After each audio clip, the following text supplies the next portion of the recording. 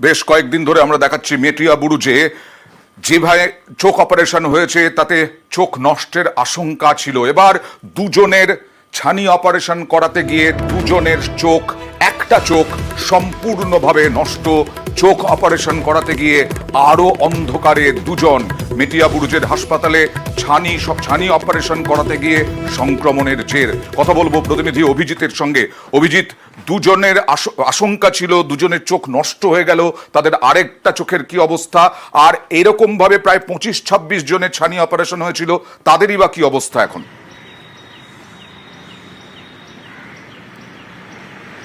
Ayan, Metiabruz super speciality হাসপাতাল বা নাদিয়াল হাসপাতালে যাদের যাদের ছানি অস্ত্রোপচার হয়েছিল, যে 3 দিন ধরে যে খবর আমরা দিনের পর দিন ধরে দেখাচ্ছিলাম, সেখানে তাদের প্রত্যেককেই আরআইও অর্থাৎ কলকাতা মেডিকেল কলেজ হাসপাতালের রিজিওনাল ইনস্টিটিউট অফ অপথ্যালমোলজিতে সেখানে স্থানান্তরিত করা হয়েছিল।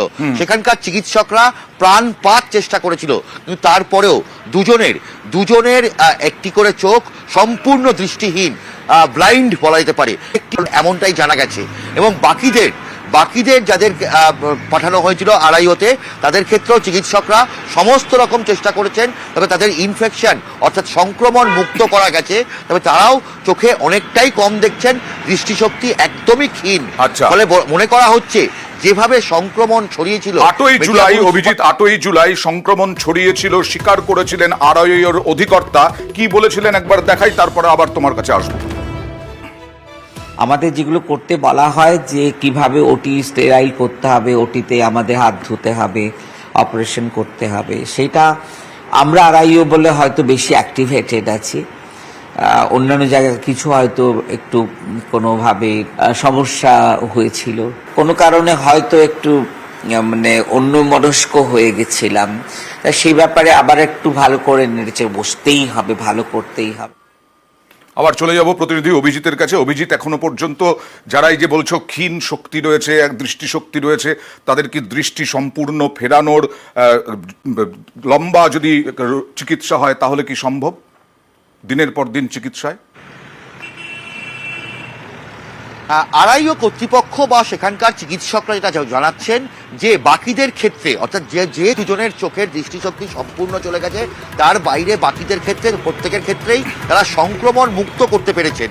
তবে তারা প্রত্যেকেই খুব মানে আংশিক দৃষ্টিহীন এই মুহূর্তে বলা যেতে পারে, কারণ বেশিরভাগই তারা কিছু প্রায় দেখতেই পাচ্ছেন না। সামান্য একটা আঙুল বা দুটো আঙুল দেখতে পাচ্ছেন, এর বেশি 1 ফুট বা 2 ফুটের বেশি তাদের দৃষ্টিশক্তি নেই।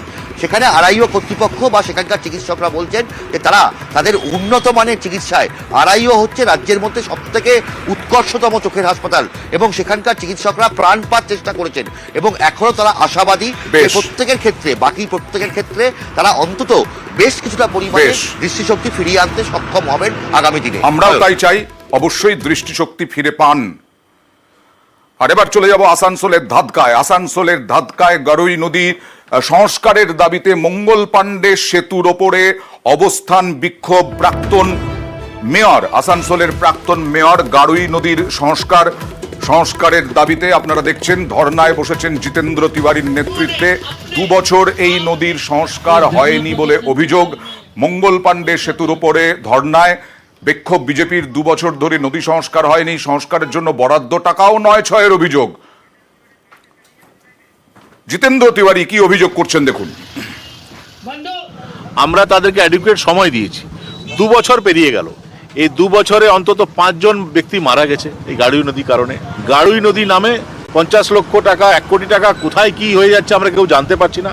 কিন্তু গারুই নদী যেরকম ছিল সেরকমই আছে, নিরুপায় হয়ে। বারবার বলার পরেও যখন পৌর নিগম কোনো ব্যবস্থা নিল না, রাস্তাঘাটের অবস্থা আপনি দেখুন, পানীয় জল আসানসোলে মানুষ পাচ্ছে না। পুরো পরিষেবা বলতে যেটা বোঝায় কোনোটাই হচ্ছে না। অন্য কোনো উপায় না পেয়ে আজ আমরা 12 ঘন্টায় ধর্না বসছি, আগামী দিনে আরো বড় আন্দোলন। সরাসরি চলে যাব প্রতিনিধি দীপকের কাছে। দীপক, বাস্তব তথ্যটা কি গারুই নদী নিয়ে? দেখো, একই গারুই নদীর বাস্তব চিত্র হচ্ছে বর্ষা এলে এবং টানা 2 দিন বর্ষা হলেই কিন্তু গারুই নদী জল গারুই নদী থেকে বেরিয়ে গ্রামে ঢুকতে শুরু করে এবং এই জল কিন্তু একাধিক বাড়িতে ঢুকে গিয়ে আশেপাশে এলাকার মানুষরা সমস্যায় পড়ে। তাই আসানসোল পৌরসভা এই নদী সংস্কারের কাজ শুরু করে এবং নির্বাচনী যে ইস্তিহার থাকে সেই ইস্তিহারে শাসক বিরোধী সব দলেরই কিন্তু গারুই নদী সংস্কারে জোর দেওয়া হয়েছিল। তাদের প্রথম কাজ তারা বলেছিল কি গারুই নদী সংস্কার করব, তাইলে আসানসোলের বন্যা পরিস্থিতি হবে না এই গারুই নদী সংস্কার করা হলে। তৃণমূল ক্ষমতায় এসছে, তৃণমূল 2 বছর পৌরসভা চালিয়েছে। এরপর প্রাপ্ত মেয়র জিতেন্দ্র তিওয়ারির দাবি কি 2 বছর সময় দেওয়া হয়েছে কিন্তু গারুই নদী সংস্কার হয়নি এবং গারুই নদীর যে 2 পার রয়েছে 2 পারও কিন্তু দিনের পর দিন দখল হয়ে যাচ্ছে। অর্থ বরাদ্দ করা হচ্ছে গারুই নদী সংস্কারের নামে, গারুই নদী নামে অর্থ বরাদ্দ করাতে কিন্তু সেই টাকা নয়ছয় হয়ে যাচ্ছে এবং পৌরসভার পাল্টা দাবিকে গারুই নদী সংস্কারের কাজ চলছে। তার জন্য একটা কমিটি গঠন করা হয়েছে, তারা নিজেদের কাজ করছে, গারুই নদী নিয়মিত সংস্কার কাজ চলছে। 3 নম্বর বড় চেয়ারম্যানের বক্তব্য দেখি কি বলছেন উনি। সম্পূর্ণ একটা ভুল অভিযোগ, সঠিক কোনো ইনফরমেশন নেই যে গারুই নদী আমরা গত 3 বছর ধরে আমরা বিভিন্ন প্রজেক্টের মাধ্যমে তার ক্লিনিংয়ের কাজ করছি। বাস্তবের মাটিতে দাঁড়িয়ে আসুন, গারুই নদীর পাড়ে দাঁড়ান, আমাদের যেসব কাজ চলছে আমরা 8টা স্পট বলছি, দেখুন আমাদের কাজ চলছে। এটা একটা বিরোধী রাজনৈতিক দলের বক্তব্য। বাস্তবে তিনি এই চেয়ারে বসেছিলেন, আসানসোল কর্পোরেশন মেয়রের চেয়ারে, তিনি জানেন কিভাবে কাজ করা হয়। এবার উত্তরবঙ্গে চলে যাব। একটা সামান্য বাঁশের সাঁকো স্থানীয়দের দাবি ডিমা নদীর ওপরে, সেটা নিয়েও ওরা সিপিআইএম তৃণমূল তরজা বাধ্য হয়ে চাঁদা তুলে সাঁকো তৈরি স্থানীয়দের। দেখছেন সেই ছবি, নিজেরাই তৈরি করছেন, চাঁদা তুলে, তাদের প্রয়োজন, তাদের যাতায়াতে অসুবিধা হচ্ছে, না হলে অনেক ঘুরপথে হয়তো যেতে হবে। সাঁকো তৈরি নিয়ে সিপিআইএম তৃণমূল তরজা, রাজনৈতিক তরজা চলতেই থাকবে আর মানুষ ভুগবেন। দেখুন অবস্থা, আলিপুরদুয়ারের দক্ষিণ জিতপুর গ্রামের ঘটনা। রাস্তা নাই, আমাদের কোন দিক দিয়ে যাব? সাঁকো তো ভেঙে গেছে, প্রায় মাসখানিক হয়ে গেল।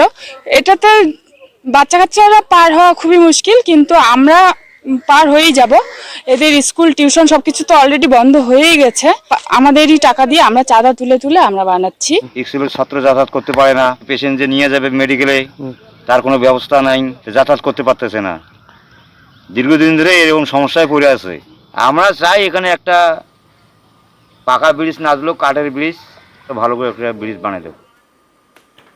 বড় কিছু তো চাননি। কথা বলবো প্রতিনিধি রাজকুমারের সঙ্গে। বাঁশের সাঁকো চেয়েছিলেন, তা নিয়েও তরজা, কাজ হচ্ছে না।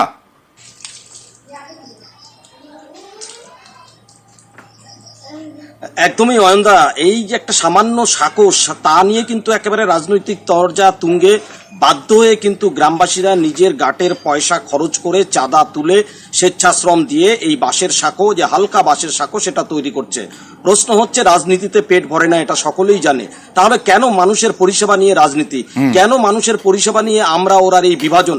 এই প্রশ্নই কিন্তু এখন শোরগোল জেলার বিভিন্ন মহল। যদিও গ্রাম পঞ্চায়েত, যে বিবেকানন্দ 2 নম্বর গ্রাম পঞ্চায়েত প্রধান, তিনি কিন্তু এই রাজনৈতিক তরজার কথা অস্বীকার করেছেন। তিনি বলেছেন সত্যি সত্যি গ্রাম পঞ্চায়েতের হাতে টাকা নেই, সেই কারণে আপাতত এটা নির্মাণ করা যাচ্ছে না।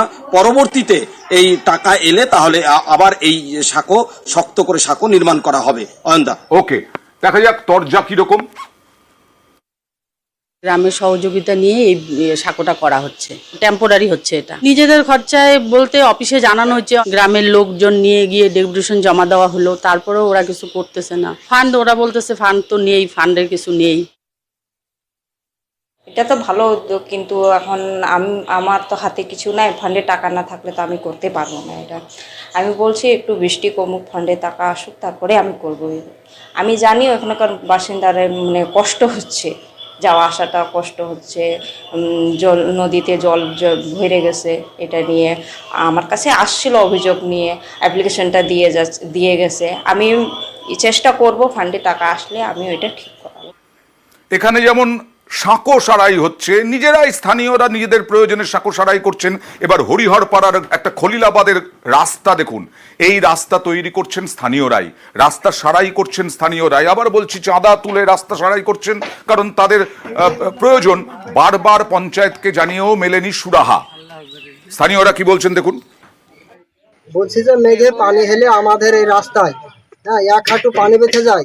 পঞ্চায়েতকে জানাও হয়নি, মেম্বার প্রধানকে জানাও হয়নি। হ্যাঁ, তাই আমরা টাকা পয়সা পাড়াঘাট থেকে চাঁদা তুলে আমরা কোনো রকম ভাবে চলার মতন আমরা দুটো ভাঙা অথবা ইট নিয়ে এসে আমরা ছিটে কোনো রকম ভাবে চলার মতন রাস্তাটা আমরা করছি। ভোট আসলে যাতে কাউকে ঘুমাতে দেবে না, প্রত্যেক যারা ভোট দেওয়া করে আসবে। হ্যাঁ, আর ভোট চলে গেলে আর একটা লোক এই আমাদের এই গলিতে লোক ঢুকে না। মেম্বার প্রধানকে বলে হচ্ছে না। জানিয়েছেন আপনারা? হ্যাঁ। রাস্তা কাজ করেনি? না, কি বলেছে তারা? হবে, দিয়েছি স্কিম দিয়েছি, হবে। কতদিন ধরে এই সমস্যা রাস্তা? হ্যাঁ, এই রাস্তার সমস্যা কতদিন ধরে? ইয়া ধরেন মেলা দিন থেকেই তো। তাও কবছর? ইয়ার আগে আমরা একবার ইট পাড়িয়ে মেরে সব দিয়েছি, বালি রাবিশ ঘাস সব দিয়েছি, আবার জল জমছে আবার দিছি। কত বছর ধরে সমস্যা? সমস্যা বছর 10 থেকে।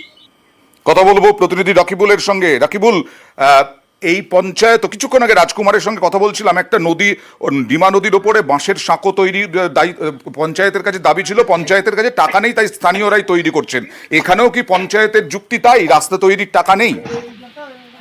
দেখো, যে খৈলাবাদ এলাকায় যে দীর্ঘদিনের সমস্যা একটি রাস্তা, সেই রাস্তায় কিন্তু অল্প বৃষ্টি হলেই কিন্তু এক হাঁটু কাদা এবং জল জমে যায়, এবং তাদের দীর্ঘদিনের যে সমস্যার কথা যদি বারংবার স্থানীয় পঞ্চায়েত সদস্য এবং প্রধানকে জানালেও সে কাজ কিন্তু হয়নি। তাই তারা কিন্তু পঞ্চায়েত প্রধানকে এবং পঞ্চায়েত সমিতির সভাপতি যিনি আছেন দায়িত্বে তাকে আমরা জিজ্ঞাসা করলে তিনি কিন্তু বলেন যে স্কিমের মধ্যে অনেক রাস্তায় ধরা হয়েছে, তবে সেই রাস্তাটি আদৌ আছে কি নেই সেটা আমাদেরকে খতিয়ে দেখতে হবে, এবং যদি না থাকে তো পরবর্তী তৈরি করার আশ্বাস দেন পঞ্চায়েত সমিতির সভাপতি।